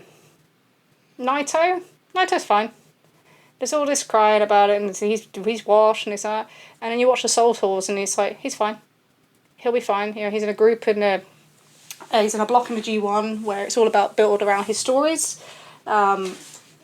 They have most of the kind of bigger shows in that block as well, so the A block is really going to carry the G1 numbers, but they've got some, you know, and they've got some shows kind of all around. Let's have a look at the G1 actually. But yeah, the big thing about the Soul Tour was, so it ended up in Adachi on Friday. They had the end of the qualifiers for the G1, and it was Oleg Bolton and Callum Newman that went through. So that fulfills kind of the Tanahashi prophecy, shall we say, of the young guys qualifying for the G1. Remember that press conference that we were all going to pretend it wasn't in kayfabe? Jesus Christ. But no, the thing about the Soul Tour, so the thing about that show on Friday was it did 500, and sorry, I'm going to get that wrong. 2,423, which was no vacancy. They were selling restricted view 2 weeks before the day, which they normally sell on the date only. So that was a huge success. Tour itself, and this is the way they look at it. So last year you had 7 dates of New Japan Road. This year you had 7 days of Seoul. And this year sold 9,953 tickets as opposed to 6,607 last year. A difference in average of 9,442. Where is my numbers? 1,422. So they made a lot more money out of these 7 shows than they did last year. And that's the key for New Japan, is to keep ticking upwards for that. So that's what they keep aiming for. One thing I will note, though, is that the Adachi show didn't have a roll call because it was headlined. They made a decision to headline with Desperado and Dookie. And that is the 3rd show in a row now that the juniors have headlined like that when there's been a title defence. So we had the one up on the Soul Tour, up in Hokkaido, and then we had Dominion with the final of Best of Super Juniors. So that idea of the juniors being at least a co-main event, like these double main events where people pretend it's a main event, or being the main event at the Tokyo Dome, which is on a Saturday this year, is not far-fetched, I don't think. They are definitely working a thing that we can use, like, whatever Naito match we have as the draw, which is what they did. You know, did the 6-man with LIJ. They're teasing now the Hiromu Naito match. But we can still put the juniors on top. So that philosophy seems to be working. We've done it on 3 shows now. I think it's coming. I do. I think that's definitely an option. But yeah, it's very funny to watch Naito run around and just be like, well, walk around. He doesn't run anywhere. But be very normal and very Naito, and the crowd loved it, and huge atmosphere. And I think the atmosphere made a huge difference. You know, it was dead, and there was plenty of people in Naito in LIJ shirts on Sunday, wasn't there? You know, we saw plenty. But it just wasn't there for that match. And yeah, I don't think that belt will go back to AEW anytime soon. No. I don't think it will. But yeah, it just was a rough night. Yeah, for however many reasons. I don't think that reign worked out. I mean, it worked in some ways in terms of they'll look at it and think, you know, they drew well in California, they drew well in Chicago. We don't have to lose the belt or win the belt to do that, but they got something probably financially out of this, I'm sure, especially that Chicago number. But was it a kind of a win overall? I'm reluctant to kind of call it a good deal, and I think that if it had been just on New Japan stuff and not on AEW television in and out, or even the match had been built up, or they'd done the opposite and they built up much stronger going to Forbidden Door, I think either of them were better options than what they actually did. But you know, sometimes this is where we end up. So interpromotional events are never easy, but I think that, you know, like with anything, like with a lot of things in AEW, I think you can say that they are often hurt by their inability to fully commit. Yeah. And it did seem like they wanted to have their cake and eat it too, with regards to letting Mox go off and do stuff in New Japan like he wanted to, but then also needing to call him back for TV ratings when they felt like they had to. Here's a question for you, all right, as we're getting towards the end. All right, so there's 4 back basically into the fold, yeah? So Max, Britt, Page, and Moxley. In terms of 1 to 4, who do you think's going to adapt best to this kind of new AEW world? I think Page will have the easiest time, just because I think he's really thoughtful. I think Britt would be a close second. If she can curb her worst impulses when it comes to feuds and promos, then I think she will, you know, Mercedes would be a worthy opponent for her, and they can really put something special together. I think I am least confident in MJF, but I do think the possibility is there. Like, I'm not trying to downplay and say, you know, I never want to be somebody who's like, oh, this person is not redeemable. Like, MJF is incredibly talented, and if he wants to, he can freaking do this easily. You know, he can run laps around people. It's just a question of, you know, all the time with this stuff, you would say, did they see the problem that I see, and do they see it in the same way? Right? And to some degree, I don't care what the solution is. I just, you know what I mean? Like, I'm not somebody who's fully invested in my fantasy booking where I'm like, this has to play out exactly like this. Right? Like, it could play out a number of ways, but I would just like it to play out in an interesting way and in a unique way, and something, you know, better than what I'm seeing right now. Right? Mox, for me, is the major wild card. I do think that Mox is a little bit, you know, he's one of the few people that in AEW hasn't taken any kind of an extended break. Obviously, we had that period in the fall of 22, but otherwise, he's pretty much been on TV consistently. Winter of 22, fall of 21, winter time. One. But like, I've held my finger out for and yes, I'm and COVID, obviously, but like, he's, you know, I think. So I do think there's a degree of like he has for the most part been the same character the entire time, you know, with some smaller, subtler differences. But I think it's just going to be up to like, you know, where does he fit in this, and how does he feel about it, and what, you know, we saw Mox do a lot of programs that, you know, didn't really amount to anything. You know, he put a lot of people over that didn't really do anything, and I think after a while that has to get kind of frustrating. You You know, he's pretty much straightforward. We've talked about this before. What he says in promos is what he thinks. Yeah, and he's very nice. We saw him give promos. Yeah, we saw him give promos where he was like, he essentially said, I don't know why you're not pushing these fucking guys. And the guys were Hangman, Eddie, and Orange Cassidy. You know, and I don't know. I'm curious as to how this plays out. I do think it's going to be interesting. I'm in some ways optimistic, but at the same time cautious. I think it'll benefit him for Danielson going part-time, splitting the BCC. Wait, that was going to be my question to you was, do you think the BCC should break up? Yes. There is nothing more annoying than the tweener. I think it's been detrimental. I think they are... I don't disagree. I think they have great tag matches together. I think they have great singles matches between them. But I think it's probably one of the bigger issues in the last 2 years that have kind of gone under the radar in that, you know, you've got things like when they did the Elite program and then Danielson's a face against Okada. What are you doing?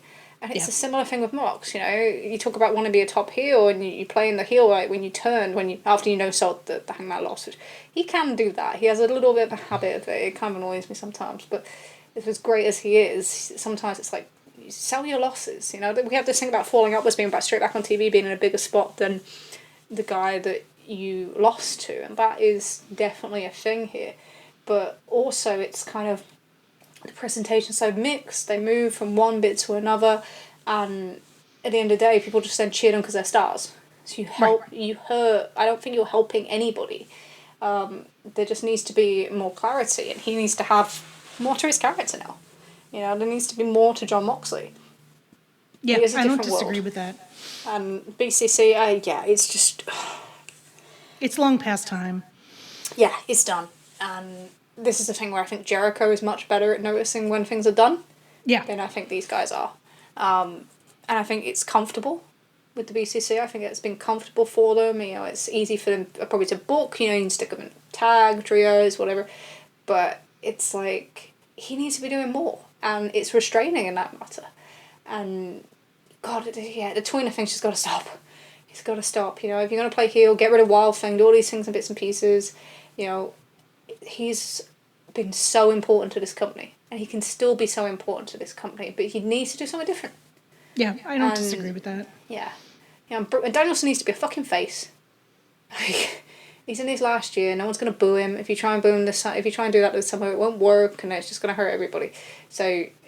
decide what you're doing with Moxley. If you want to do something with Danielson and Moxley briefly, you know, do that. Just, I don't know, you've got to come up with something for him. He is definitely the one I'm most kind of, not worried about, but not as optimistic about, and that feels so weird, because it's Jon Moxley.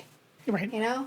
But, yeah, I struggle to think how he will fit into this kind of, this new ecosystem, and it's ready-made stuff, you know, he needs to do the thing with Strickland.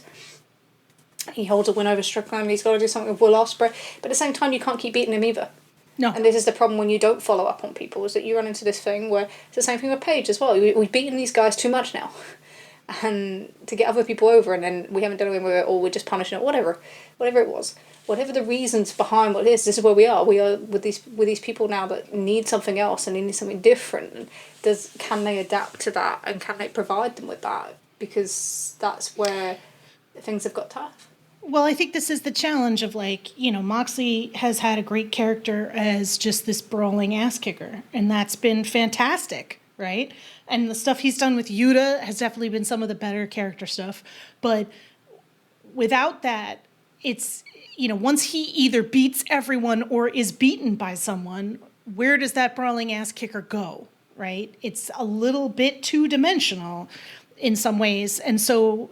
you know, you're then relying on audience affection, and then there's a point where it's like, okay, I have tremendous love and respect for you. Like, you're right up there with one of my favorite wrestlers of all time, but, like, we got to switch it up a little bit now, maybe, and think about something a little bit different. So that's the tough spot to be in, because you don't want to lose so much of it that you know, are so different that, you know, and I'm babbling now. No, it's one of the things when you've been in the same spot for so long. And people don't move up and down. So, you know, traditionally you lose matches, you go down the card, you win matches, you go up the card. And that's where the stagnation is in AEW, is that you don't do that. No. You stay in the spot that you were in. And that's true. You know, you can move upwards potentially. But these people that lose don't go down. Right. And that's where you have that second. So you're not getting that kind of... You never feel like he is experiencing loss, even when he's losing.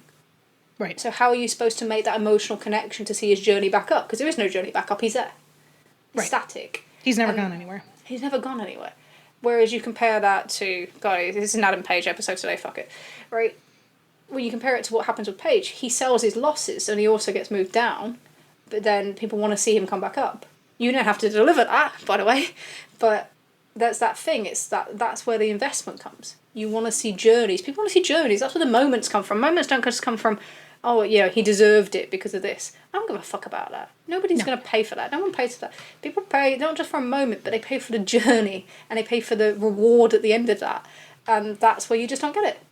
You just don't get a reward. And that was pretty glaring, I thought, when you saw the reactions to that match. Yeah. You didn't feel anything from it. You didn't feel anything. And I was disappointed not to feel anything. Of course I was, you know? It's like two of my favourite wrestlers of any generation. So that's it. Well, it's shitty because you know what both guys are capable of. And you know with a little bit of effort and energy what could have been. And that's almost, I think, a lot of times worse.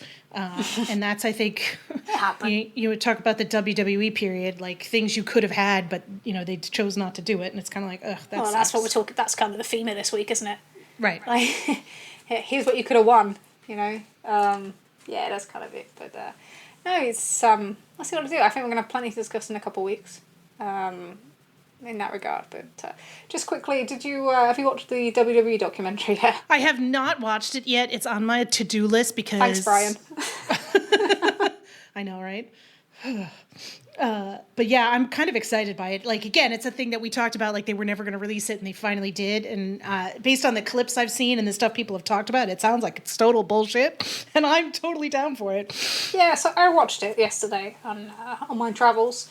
And it's very much set up in terms of The Rock thinks very much about the fans, and there was never any real issue, and these guys will continue to work together all nicely, and everyone's friends, and Cody was never supposed to get injured, that ever gets brought up, and, you know, we never mentioned a plan for him to wrestle Seth, and, yeah, fine. It's WWE's way of rewriting history and controlling a narrative, and it's been the same for decades.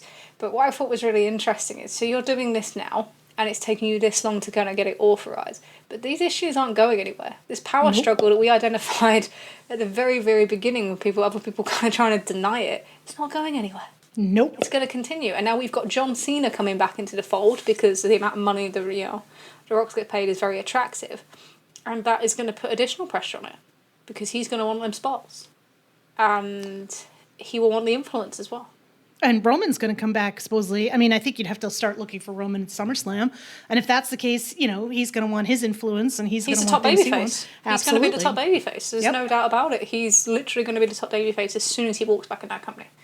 So that's kind of an interesting little melting pot. I understand the Cena thing. You know, Netflix, that's kind of the guy that they would want to figurehead, crossover star. You know, it's that old thing where we might not like it, but that's why they do it. That's the choice they're gonna make, but it's that's another one into the fold. So I think it's still something to keep an eye on. Yeah, especially as we get back towards WrestleMania season and the Netflix deal and when SmackDown goes to USA. There's a lot of people fighting for a limited amount of spots. That's but not just that. You know, there's a lot of the way they make decisions, who makes the decisions. It's all gonna kind of it's not gone anywhere. It's just going to kind of be under the surface for now, but that's going to come back up. So that was an interesting decision to bring Cena back into that one. He does love turning up at these PLEs and kind of talking not very much sense for about I'm retiring immediately, except I'm not retiring immediately. I'm retiring in 2020. The next WrestleMania will be my last WrestleMania, except it won't. I'm wrestling 40 matches throughout 2025. What the fuck? He's not wrestling 40 matches. No one wrestles 40. What the fuck? This actually does tie into a question we received, Trish, which I figure we might be a good way for us to finish up today. We got a question from Haza F5. who wanted to ask us about WWE and says, we are a long way off from a potential downturn in WWE popularity, but do you think any of the folks at TKO are expecting a downturn in popularity? And are WWE under new rule ready for the ultimate bloodletting if records stop breaking and we find ourselves in 92 or 2002 again? So thank you for the question, Hazza. We appreciate it. This is an interesting one. I think there's some safeguarding. So bringing in someone like Cena is safeguarding. There's safeguarding numbers because we are living in an era where you have this balance between people who want nostalgia, so these huge draws from the past have some value, even if it's just for a limited time, they do have value, and the kind of people wanting things organically. And with WWE, the nostalgia always wins out, and it drives it, and especially because their big demo is 1834, and 1834 demo normally feeds more into nostalgia than anyone else. Surprisingly, it's not the older people. It's kind of it's a strange kind of paradox, but there'll be things in place that if it starts to turn and they move away from their kind of consistent growth, there will be things changing. You know, Triple H made point to mention, or Paul Levesque made point to mention the the viewership being up from last year's Money in the Bank, even with the discounting. We're not talking about the time period, the different time zone sort of thing, but yeah, that hasn't happened for the last few pay-per-views. So there'll be pressure on consistent growth. You know, the Peacock deal's the next one up. It's probably going to go to Netflix? Probably. So Netflix are going to want full value for their money. You know, there's a 5-year cut-off, isn't there, in that deal they can get out. So, and until then, they're paying less than what USA paid for Raw in this cycle, if you look at the way that it's stepped up. So they have to continue to deliver, so there will be things in place. So I'm sure there will be things in place where there'll be questions asked and things will go, if numbers do kind of downturn, and they will eventually. Of course they will. Wrestling is so cyclic. It happens every single time. There is no such thing as a never-ending cycle of business. Even when you look at current UFC, that will also have a downturn at some point. It's just, that's just normal. That's how it works. So, yeah, there will absolutely be things in place, and I think we will get, at some point, we will see creative changes, we will see business changes, we'll see people coming in and out, because they're running it as a business now.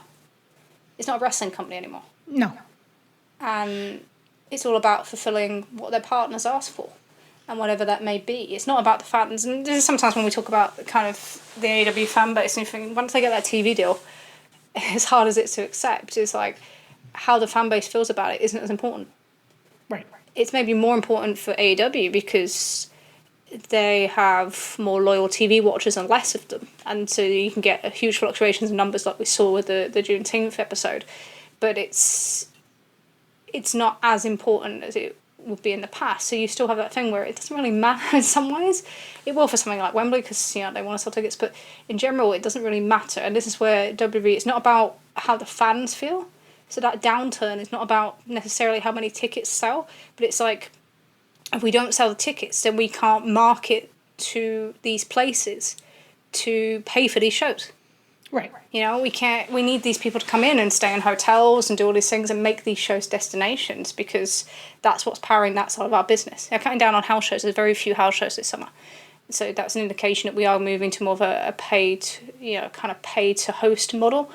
And that's what they're focused on. So that's where they need to continue their growth on that side. And then with the TV deals, they've got coming up, it's same thing. You have to deliver those numbers to ensure that this continues, even though you're on a longer contract. You've got 5 years. If you fail in them 5 years, then what? So, yeah, there's always got to be a look towards continuous growth, but it's not in the same way that we look at metrics previously. I think what you talked about in terms of protecting themselves is very accurate. I think they are being a little bit more proactive than reactive in the way that they're setting things up. You could see that with bringing Punk in, with Randy Orton coming back with this John Cena stuff. It's like they're looking ahead to see potential softening, and they're attempting to head it off as quickly as possible. And you can see this on the business side, like you said, with the site fee stuff. The stuff in Indianapolis is freaking years and years and years out that they're booked these site fees. So they're attempting to kind of cut off as much as possible any risk that they could see from that perspective. But there will be a point at which there will be a downturn. And what happens with regards to like backstage and how they do stuff, traditionally media companies will just fire creative people, and that's how they work. And that's how you get like fresh juice, and we'll see what happens. It seems clear that for a very long time, there seemed to be this belief that without Vince McMahon, WWE would not be able to be successful, and that there's very few people who could book a wrestling show. And that's kind of been shown to not be necessarily true, that you could have people booking a wrestling show who aren't Vince McMahon, and they could still be really fucking successful, and in some cases more successful. So yeah, I think that there's a lot of stuff they've done to protect themselves, but I do agree that eventually you'll see a downturn, because it's just not a level sustainable. Their growth has been so insane, and their popularity has been so insane, that it's just not sustainable for the rest of all time. Yeah, I think that's fair. Yeah. That's our show, Trish. Is that it? Right. Oh yeah, I've got to do my bit now. Yeah, do some work. Do some work. That's what I say. Well, we should say to folks before we cut to the end that we did, even though we lost a show last week, we did do 2 shows. Our interview with Brian Alvarez is still up on the site, on our podcast feed.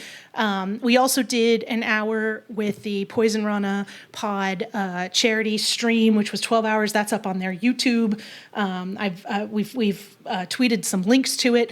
It was a tremendous amount of fun, and we really enjoyed it, and we're really grateful to Martin for having us on. And great job by him for doing that, because that's a lot of work and a lot of effort on his part. So yes, so there you go. We had a lot of content last week, Trish. We did. A lot of some content that seems to surprise people.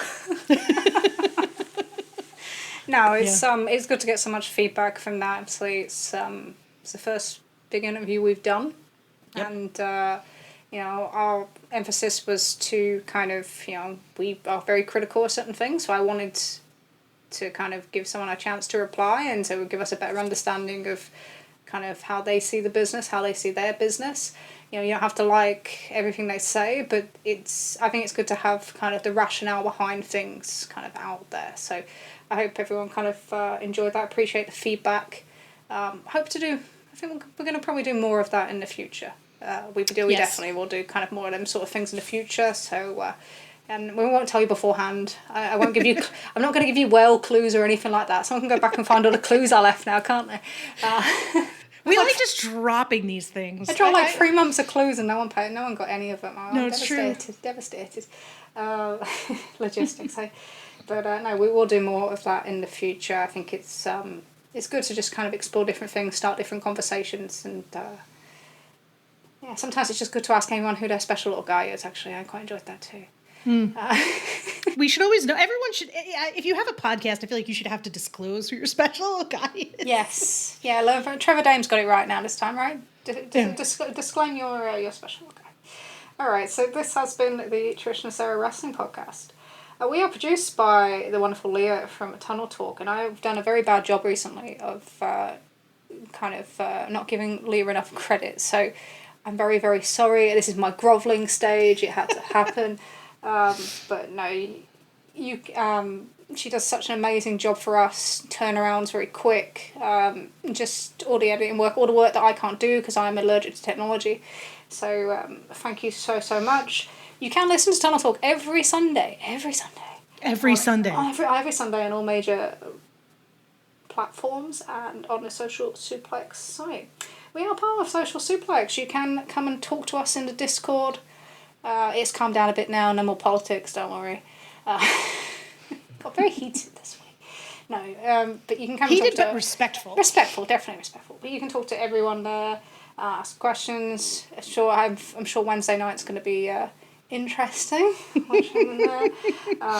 But while you're there, come and listen to some of the other great shows on the network, from One Nation Radio to All Things Elite, Keeping It Strong Style, Imps WWE Adventure, Wrestling with Art with Chris Fings, AW Match Guide, and that's it actually. Yeah, no, I was running out of breath there, so I was like, have I missed anything? No, I haven't missed anything. But yeah, they're all great podcasts. I think this is a really quickly developing network as well, isn't it? We're racing along now, so Please check out some of the other content. I think there might be an AEW match guide where you may actually hear me sound excited for a change. So coming up soon. So yeah, we'll let you know when that is out. I get to talk about. You can guess which match actually. You don't have to say it, but you can guess which match. If there was any match I was going to talk about for an hour, I'm pretty sure you can work out which. But that's coming up. You can contact us at trishandsarahpod@gmail.com, trishandsarahpod@gmail.com, or on Twitter. I said that very British, so there you go. I am at TrishSpears48. Sarah is at Sarah Graps, or you can find the show podcast at Trish and Sarah. Until next time, I think that's enough. You've probably had enough content from us for the last 2 weeks to last you a lifetime. But we'll be back in 2 weeks, back on schedule. Too much content. Maybe that's what happened with that show. Maybe it was just like it went into the ether because it was like no, enough. Enough of them. Enough content for 1 week. But we'll see you back in 2 weeks. I get the feeling it's going to be an interesting one. Until then, I've been Trish. I've been Sarah. And this is our podcast.